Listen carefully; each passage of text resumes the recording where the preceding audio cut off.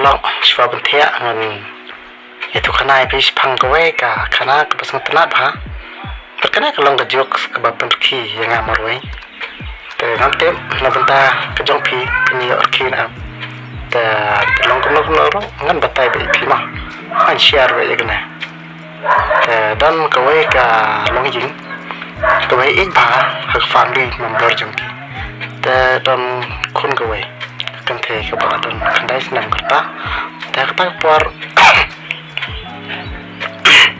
ban ka kata kan te kayo ik jing post new pelawan pau ka por mengit te kala ong ba kala itu ya kita ki family jong ka parents jong ka kala itu ba ka ong ba ka i jong ha kala klat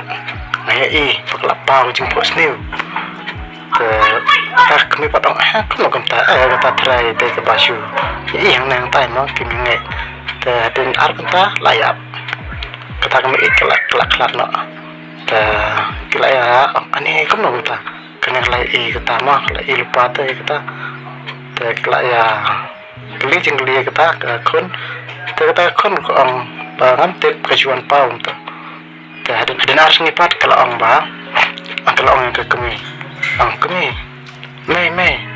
ani ngalai i pa i laklat te den ar sengipat ta laklat laklat dia sok tak pa i te sok papat wong kum no kena te kenang phama tong phayu bor nei ban i kum ta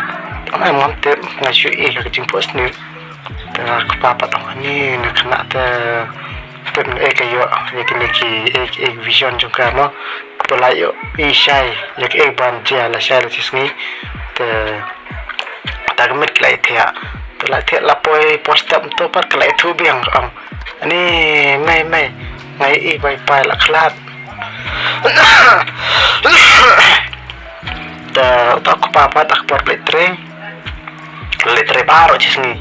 tip si pantre kan nomor la tinggi ulayap te tip mah lano nyap kana hatin kana kenta dan kana bece te tip nomor ba kata ke kon kala itu lupa la ar ngot la klat mah te uru lating te tak por lating te baro simen sabe apa office la wajing train tur umlet sabe apa office ta te la por stepat la sai mah te ong ani klam nyap kon ta te le pai na sim te la por ying kata kelok kala